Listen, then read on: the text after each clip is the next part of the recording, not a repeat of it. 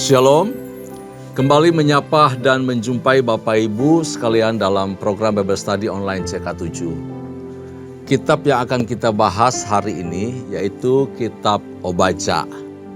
Satu kitab yang pendek yang diberi sesuai dengan nama sang nabi yang bernubuat. Obadja artinya Obed Yahweh atau hamba Tuhan. Jadi Obadja, Ob itu Obed, Ja itu Yahweh. Obadja artinya hamba Tuhan, hamba Allah. Nah, pesan Nabi sama dengan pesan dari Yesaya. Jadi antara Obadja, Yesaya sama. Juga Yeremia dan Yehezkiel. Termasuk ada Nabi Amos yang baru kita selesaikan. Serta Maleaki. Semua menyuarakan pesan mengenai satu bangsa. Ya, sama-sama menyinggung tentang negara Edom atau bangsa Edom. Khusus Obadja, dia fokus kepada bangsa Edom. Bernubuat tentang Edom, tentang kejatuhan Edom, tentang alasan penghukuman. Lalu bagaimana masa depan Edom nantinya. Dan bagaimana kondisi suatu umat Allah, umat Yehuda. Keadaan ke depannya. Itu yang kita perhatikan secara khusus karena pasal yang pendek atau kitab yang pendek cuma satu pasal saja. Dan kita akan bahas bersama-sama setelah kita masuk hadirat Tuhan, kita memuji dan menyembah Tuhan lebih dahulu. Haleluya. Terima kasih ya Tuhan. Kami bersyukur. Kau Bapa yang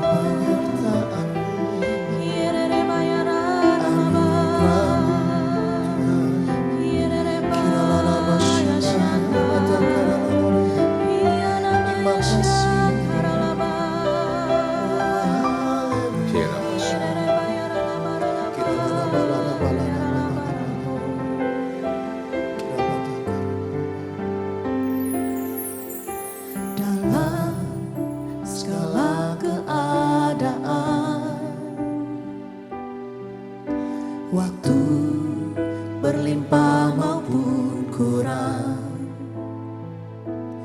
tetap Yesus yang mempesona hatiku.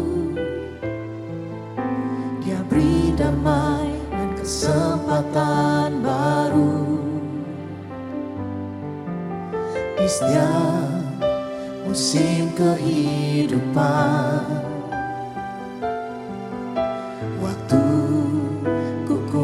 Maupun lemah, tetap Yesus yang mempesona hatiku. Dia beri hidup dan kesempatan baru. Sekali Yesus, selamanya Yesus. Harapanku tak akan hilang, karena kasih-Nya sekarang ku ada. Oh Yesusku, ku cinta Kau selamanya.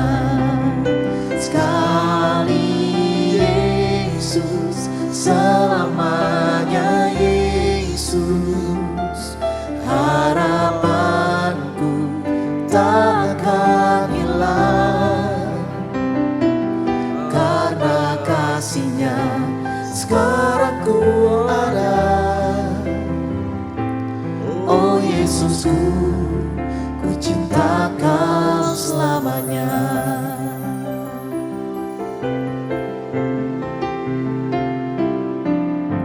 Dalam segala keadaan,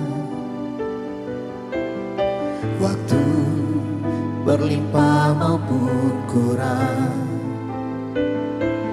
tetap Yesus yang mempesona hatiku. Dia beri damai dan kesempatan baru di setiap musim kehidupan. Waktu ku kuat maupun lemah, tetap Yesus yang mempesona hatiku. Dia beri hidup dan kesempatan baru. Sekali Yesus, selamanya Yesus. Harapanku tak akan hilang, karena kasih-Nya sekarang ku ada. Oh Yesusku, ku cinta Kau selamanya.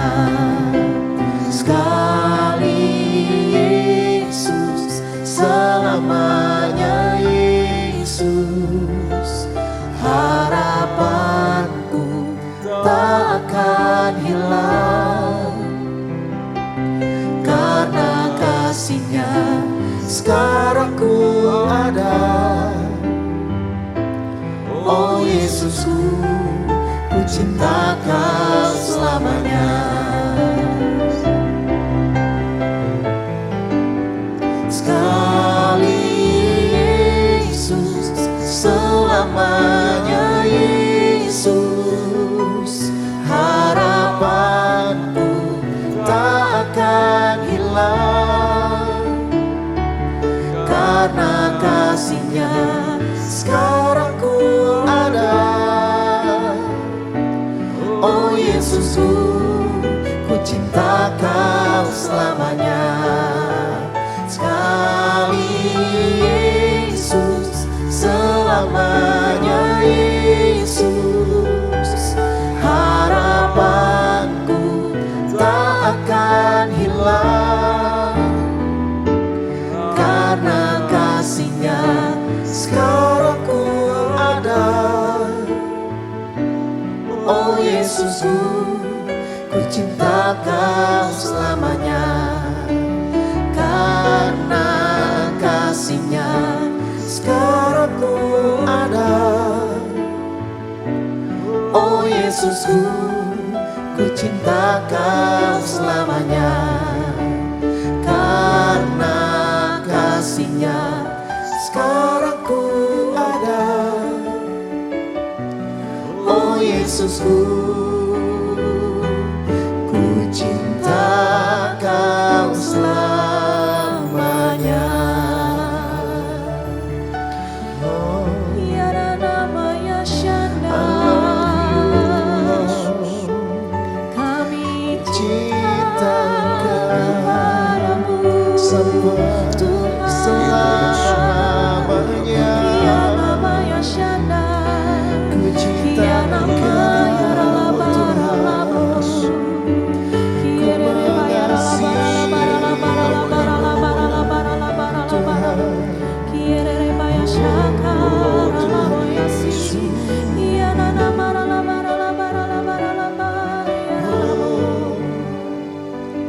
Aku punya Tuhan yang besar, yang telah berjanji dan sanggup menggenapi. Imanku bersepakat percaya kuasa-Nya. Ku terima sekarang kemenangan darimu. Aku punya Tuhan yang besar, yang telah berjanji dan sanggup menggenapi. Imanku bersepakat percaya kuasa-Nya. Ku terima sekarang kemenangan darimu.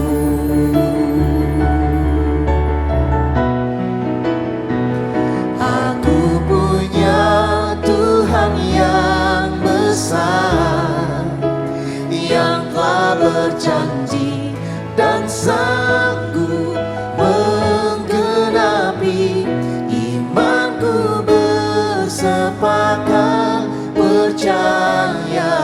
kuasanya, ku terima sekarang kemenangan darimu. Imanku bersepakat percaya kuasanya, ku terima sekarang kemenangan darimu. Imanku bersepakat percaya kuasanya, ku terima sekarang kemenangan darimu. Kami bersyukur kami punya Tuhan hebat, punya Tuhan yang luar biasa, yang terus menyertai kami, yang terus menjadi pembela kami, yang terus memberi kami kemenangan dari hari ke hari, dari kemenangan kepada kemenangan berikutnya. Kami mengucap syukur Tuhan tak pernah meninggalkan kami. Kami mengucap syukur Tuhan pelihara kehidupan kami.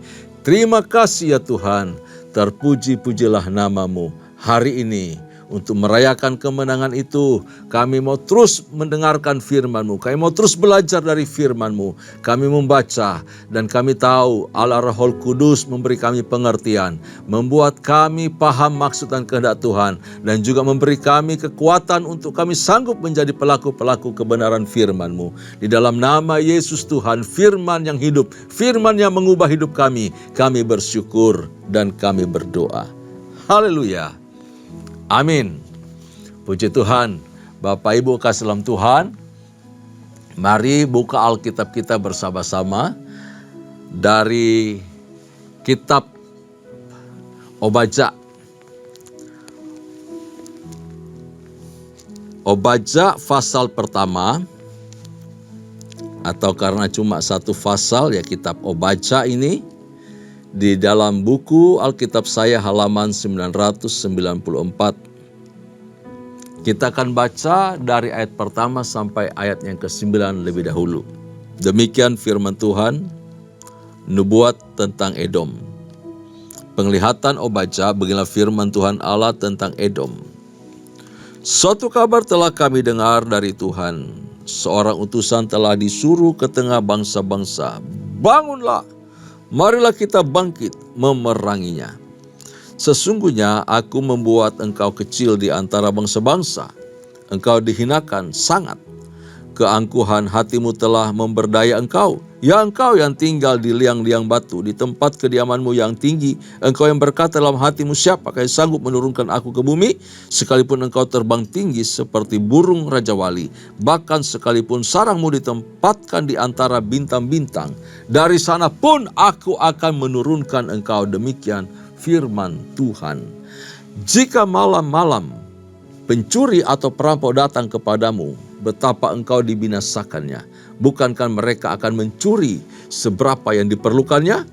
Jika pemetik buah anggur datang kepadamu, bukankah mereka akan meninggalkan sisa-sisa pemetikannya?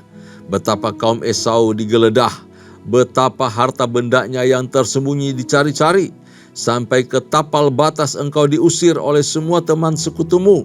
Engkau diperdayakan, dikalahkan oleh sahabat-sahabatmu. Siapa yang makan sehidangan dengan engkau memasang jerat terhadap engkau. Tidak ada pengertian padanya. Bukankah pada waktu itu demikian firman Tuhan, aku akan melenyapkan orang-orang bijaksana dari Edom dan pengertian dari pegunungan Esau. Juga para pahlawanmu, hai Teman, akan tertegun supaya semua orang di pegunungan Esau lenyap terbunuh. Itu ayat pertama sampai ayat yang ke-9. Ini adalah nubuat, ancaman, dan kebinasaan Edom. Bahwa Allah itu telah mengutus seorang pembawa berita. Lalu pembawa berita itu mengajak dan memberi semangat kepada pasukan yang mendengarkan pesan itu. Pasukan yang sangat besar untuk menggempur Edom. Tentu ini mengarah kepada pasukan dari Nebukadnezar yang kemudian menaklukkan seluruh wilayah-wilayah yang ada di bagian barat. Juga ada di selatan. Nah, itu dapat dilihat, nanti dibaca juga dalam Yeremia pasal yang ke-49. ayat yang ke-14 mengenai nubuatan kehancuran Edom oleh pasukan Nebukadnezar. Dua alasan di sini, di ayat yang kita baca tadi, ayat pertama sampai ayat ke-9. Alasan mengapa Edom menjadi sasaran murka Tuhan. Yang pertama adalah kesombongannya. Hati yang sombong, hati yang angkuh. Dan kedua adalah perilaku jahat terhadap Israel. Sekali lagi, yang pertama kesombongan, yang kedua perilaku jahat terhadap umat Allah, Israel. Mengenai kesombongan, Edom itu bangsa yang sombong. Tadi diberitahu mengapa dia sombong. Edom sombong lalu dihukum. Keangkuhan mereka akan direndahkan. Di ayat yang kedua sampai ayat yang keempat. Dikatakan bahwa Edom akan direndahkan oleh Tuhan. Sekalipun dia berada di tempat tinggi. Ya, kediaman Edom itu berada di tempat yang tinggi. Mereka tetap akan bisa dikejar oleh musuh dan musuh akan menjatuhkan mereka. Edom punya tempat tinggal di liang-liang batu. Tempat kediamannya tinggi, lebih tinggi dari bangsa lain. Sehingga mereka berlaku congkak. Mana bangsa yang bisa datang mendekati aku? Aku berada tempat yang tinggi. Kediaman yang tinggi itu juga membentengi mereka, melindungi mereka, menjaga mereka tetap aman, nyaman. Dari setiap serangan musuh-musuh. Sehingga mereka merasa, kita tentram, kita tidak akan terusik. Lalu mereka mulai menganggap remeh musuh. Mereka bersahabat dengan bangsa-bangsa di sekitar. Seperti Amon, Moab, dan semua Filistin. Dan apa yang terjadi? Ternyata terjadi upaya untuk saling mengkhianati satu dengan lain. Bangsa-bangsa seperti Amon dan Moab dianggap seperti saudara sendiri. Bisa bersama-sama, tahu sama tahu lah. Karena apa? Perjanjian persahabatan di antara mereka. Dikatakan tadi saling mengantar sampai tapal batas. Saling berkunjung, saling menjaga, saling melindungi. Mereka berkata dalam hati, siapakah yang sanggup menurunkan aku ke bumi? Tetapi Tuhan berkata tadi, aku akan menurunkan engkau. Waduh, apa yang dibanggakan oleh Edom ini seperti rasa aman duniawi. Dan rasa aman duniawi bersandar kepada apa yang kita miliki, kepada diri sendiri, kepada apa yang kita punya, harta, kekayaan, kepada pangkat, kepada semua yang menganggap ini bagian menjaga nyawaku, hidupku. Ini sandaranku, ini masa depanku. Itu adalah dosa di hadapan Allah. Ketika kita menyingkirkan Tuhan dan tidak menjadikan Tuhan sebagai tempat perlindungan kita, maka itu adalah pelanggaran, itu kejahatan di mata Allah. Edom melakukan hal itu. Edom mengandalkan kekayaan, mengandalkan harta, mengandalkan benda yang berlimpah yang dimilikinya sebagai kekuatan di dalam perang. Kalaupun nanti dia kira-kira mau kalah nih, dia ambil kekayaannya, hasil rampasan, hasil dari apapun menjadi harta pusaka bangsa itu, lalu dijadikan upeti supaya mereka tetap aman dan nyaman. Seperti itu Edom. Mereka memakai harta benda sebagai ganti nyawa. Dan melakukan perdagangan manusia, ini jahatnya. Mereka menangkap orang yang sudah lari dari pengungsian, yang lari dari penangkapan, dari perang. Kemudian sebagian mereka bunuh, yang cantik-cantik, yang gagah-gagah mereka jadikan budak, mereka jual belikan. Sehingga mereka punya cukup banyak kekayaan dari jual beli perdagangan manusia. Nah, ini adalah kejahatan dan kepongahan dari Edom yang kelak akan membahayakan mereka sendiri. Ternyata posisi mereka, kedudukan mereka, apa yang mereka banggakan, apa yang mereka andalkan itu justru menjadi bumerang. Menjadi bumerang. Bukan bisa melindungi, tetapi malah menjadi incaran musuh. Musuh mencari celah, mencari bagian titik lemah dari Edom. Dan bagaimana cara menaklukkan Edom. Begitu Bapak Tuhan. Kekayaan Edom akan dijarah tadi, dirampas. Kalau buah akan disisakan. Tetapi kekayaanmu bukan disisakan, tapi dicari-cari, digali-gali. Tidak akan disisakan sama sekali. Kemakmuran Edom akan lenyap. Semua akan menjadi barang rampasan. Semua harta karunia digeledah dan dicuri. Amon dan Moab sebagai teman sekutunya memperdaya dia. Di dalam kitab Amos. Di sana diberitahu bahwa Moab dapat hukuman dari Tuhan. Sebabnya karena apa? Mengambil tulang-tulang dari Raja Edom lalu menjadikannya sebagai kapur. Wah, ini mengerikan Bapak Ibu Tuhan. Udah ada dendam kesumat. Jadi sekalipun ada perjanjian di antara mereka, tetapi karena pernah saling menyakiti, dendam itu tetap membara. Dan Edom kena dendam kesumat dari bangsa Moab. Teman sekutunya memperdaya dia, memasang jerat dan mengalahkan Edom kelak nanti. Demikian juga dengan kebijaksanaan yang mereka miliki, semua akan lenyap. Orang-orang gagah perkasa, orang-orang berhikmat, sudah tidak akan berguna lagi sebagai penasehat dan juru taktik perang. Semua akan hilang, lenyap.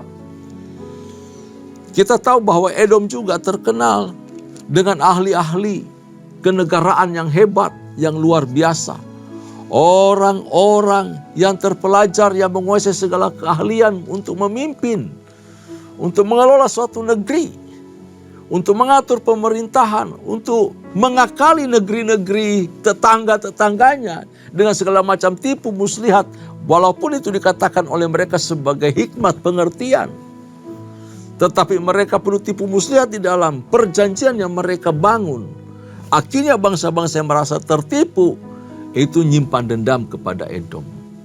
Dan akibatnya semua rakyat, raja, bahkan orang-orang bijaksana, para pahlawan Edom, itu dikatakan sudah menjadi dungu.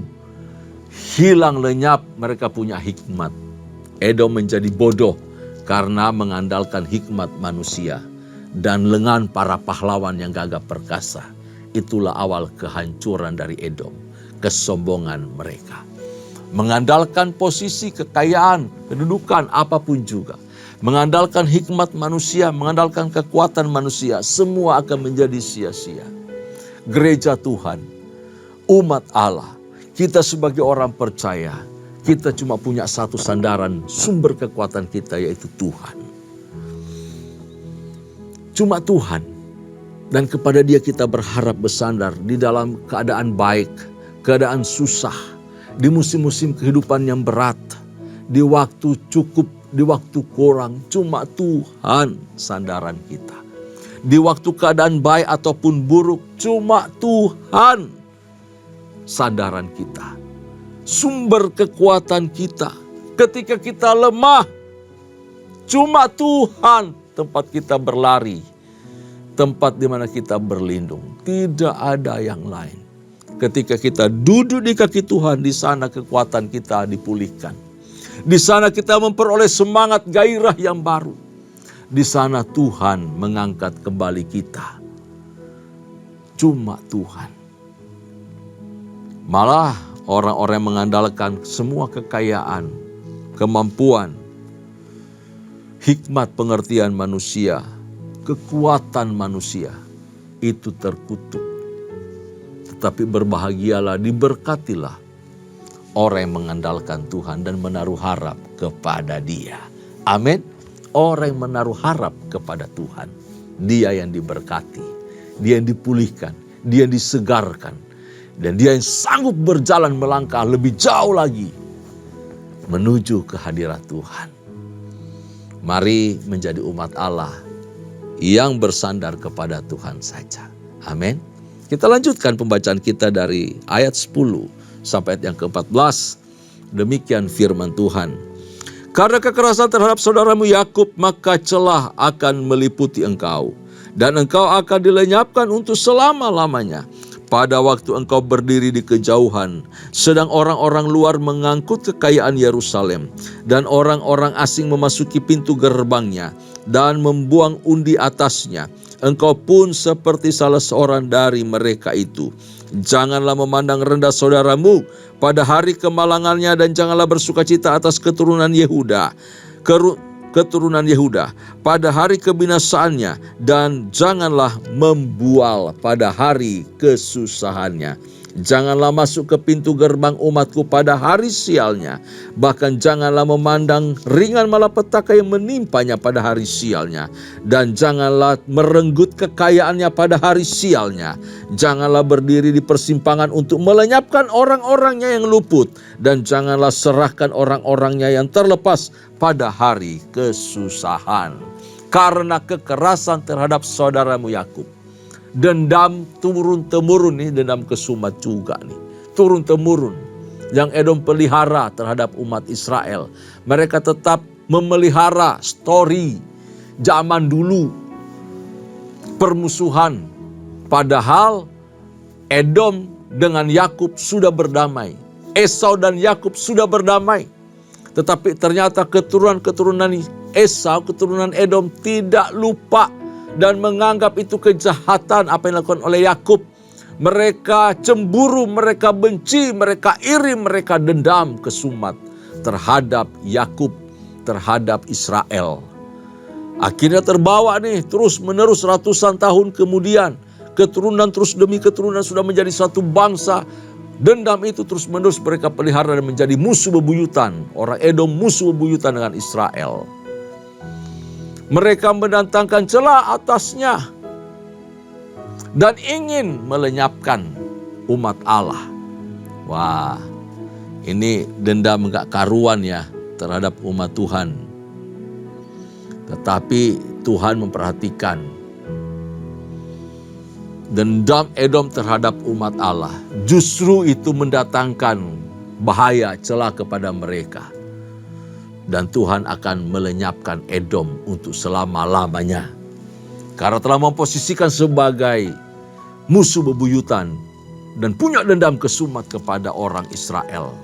Yang Tuhan tidak inginkan, sebab itu adalah saudaramu. Itu kerabatmu, bukan orang lain. Bukti kebiadaban dari orang Edom adalah ketika Yehuda dihancurkan, tadi dipaparkan. Ya, oleh bangsa Kasdim, oleh orang Babel. Ternyata Edom itu menjadi cheerleadernya.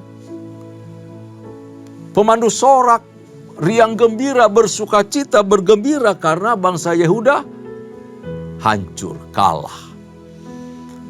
Mereka menyemangati pasukan Babel untuk menghancurkan Yehuda.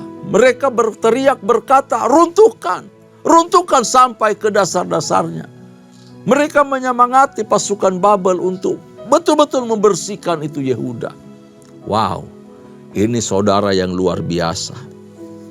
Ya, kekerasan Edom adalah kekerasan terhadap saudaranya sendiri, terhadap kerabat dekatnya.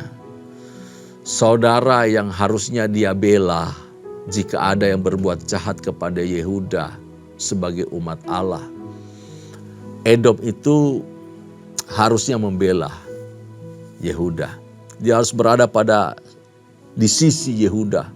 Berperang bersama-sama melawan Babel waktu itu. Ya. Tetapi rupanya Edom tidak melihat ada kepentingan Allah. Kepentingan Allah harusnya Edom itu bersama-sama Yehuda. Tetapi dia berdiri berseberangan menjadi musuh. Bahkan menyemangati bangsa Babel untuk memusnahkan Yehuda. Sehingga kekerasan terhadap Yehuda yang diperbuat oleh bangsa Edom adalah kekerasan terhadap Allah juga. Ya, Edom melakukan kepada umat Allah satu kejahatan yang besar dan ternyata Allah memandang bahwa perbuatan Edom itu adalah perbuatan jahat kepada dia juga, kepada Allah.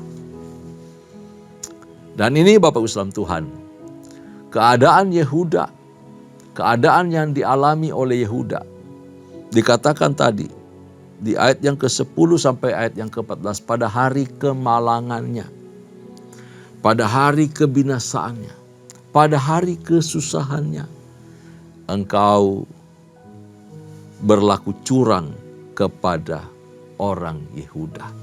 Waduh, pada hari sialnya engkau tidak berpihak kepada Yehuda. Engkau malah bergembira atas kehancuran Yehuda. Lalu kemudian engkau merampasi, engkau menghadang penduduk Yehuda yang melarikan diri yang terluput dari perang. Lalu membunuh mereka, menangkap mereka yang terluput dan menjual mereka sebagai budak. Itu dilakukan oleh Edom. Akibatnya Tuhan menghakimi Edom. Bahwa perbuatan-perbuatan Edom itu akan kembali kepadanya. Edom akan dimusnahkan seperti bangsa-bangsa lainnya. Itulah masa depan Edom. Jadi apa yang ditabur itu yang dituai Edom. Hukum tabur tuai terus berlaku Bapak Islam Tuhan. Apa yang kau tanam itu yang kau petik. Itulah masa depan dari Edom. Kehancuran dan kepunahan. Suatu ketika operasi militer yang dilakukan oleh Nabonidus, penerus dari Nebukadnezar pada tahun 552 sebelum Masehi, menaklukkan Edom. Setelah Yehuda ada di pembuangan, Nabonidus datang memerangi semua wilayah-wilayah sisa di sekitar Israel. Dan Edom ditaklukkan. Dan di masa Helenisasi, masa Alexander Agung memerintah, Edom itu dikenal dengan nama Idumea. Dan sampai sekarang tidak ada lagi suara nama dari Edom. Tidak ada lagi keturunan-keturunan dari Edom. Tidak muncul lagi. Nama yang terakhir di perjanjian baru yang sering kita dengar yang terkenal adalah Herodes. Herodes adalah keturunan Edom Bapak Islam Tuhan. Dan sudah tidak ada lagi sampai sekarang. Hilang lenyap. Tuhan betul-betul menggenapi firman-Nya. Karena engkau berlaku jahat kepada umat Allah. Betapa bahayanya kalau kita tidak baik kepada saudara kita sendiri. Saudara loh itu, bukan orang lain. Saudara. Saudara kandung. Esau dan Yakub. Sayang sekali, dia tidak berada pada posisi seperti yang Allah inginkan. Yang seharusnya kerabat itu berperilaku seperti apa. Saudaraku, ingat, jangan coba bermusuhan dengan saudara-saudara kita. Berdamailah dengan saudara-saudara kita. Hidup damai, hidup baik, saling mendoakan, saling mengasihi. Demikian juga dengan saudara seiman kita. Saling mengasihi, saling menopang di dalam doa. Baik, kita akan lanjutkan pembacaan kita dari ayat 17 sampai 21. Keluputan hanya di Sion, ayat 17 sampai 21.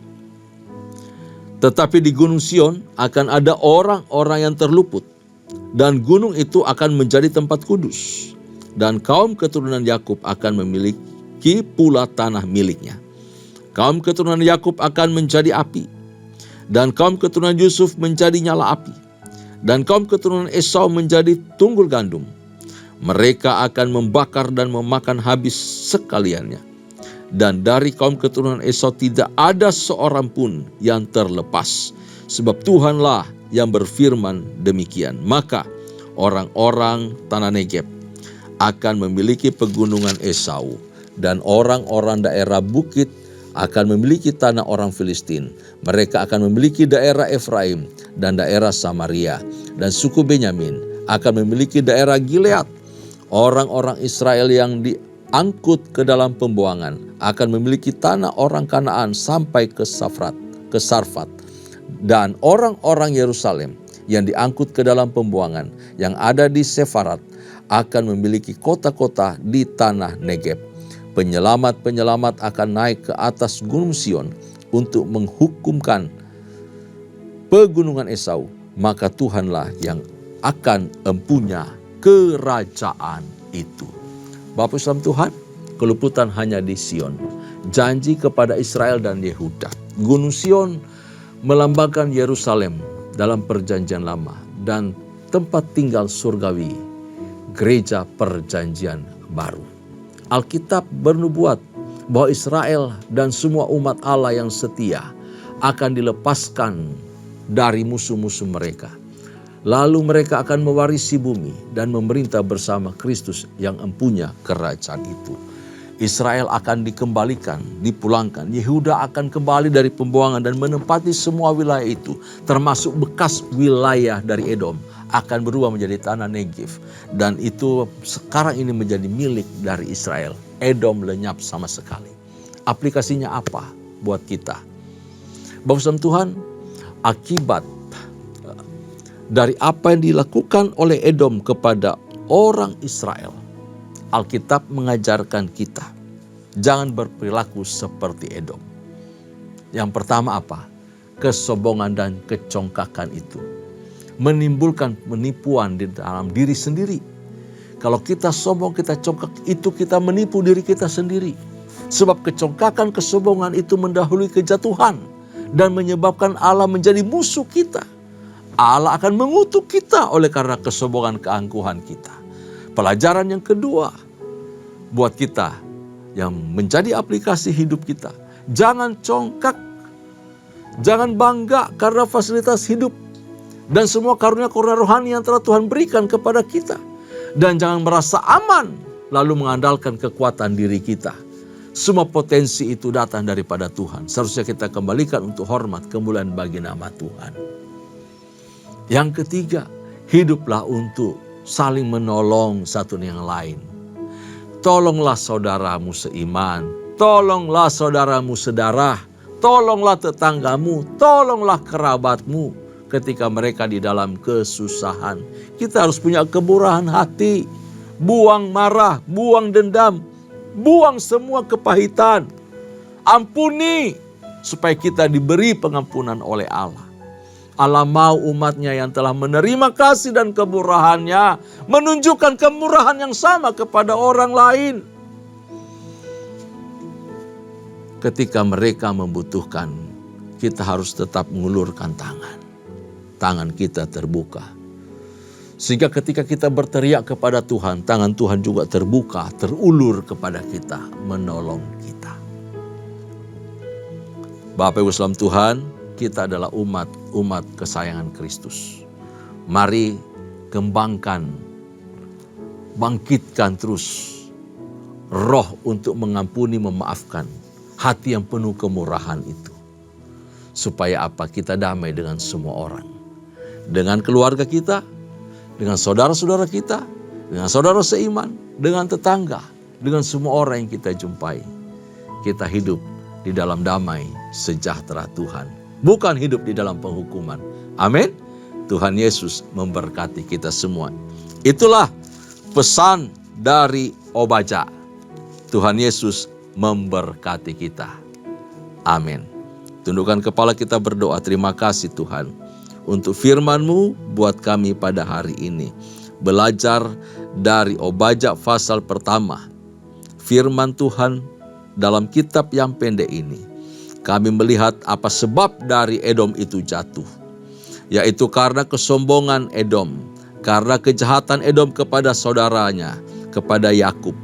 Karena itu pada hari ini kami belajar untuk kami tidak angkuh, kami tidak sombong, kami tidak merendahkan saudara kami.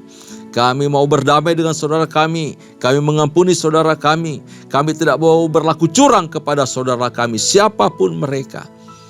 Tuhan, buat hati kami lembut untuk terus dibaharui dari hari ke hari. Punya kemurahan hati untuk mengampuni dan memberi. Di dalam nama Yesus kami mengucap syukur. Kami berdoa. Haleluya. Kekasih-kekasih Tuhan, sebelum kita berpisah satu dengan yang lain, mari arahkan hatimu di hadapan Allah. Terimalah anugerah serta berkat yang melimpah dari Allah Bapa, kasih sayang di dalam Kristus Yesus Tuhan, serta persekutuan yang manis dengan Allah Roh Kudus menyertai kita. Mulai hari ini sampai parusia Tuhan datang pada kali yang kedua, bahkan sampai selama-lamanya. Setiap kita yang percaya, sama-sama katakan, amin, amin. Tuhan Yesus memberkati kita semua. Shalom.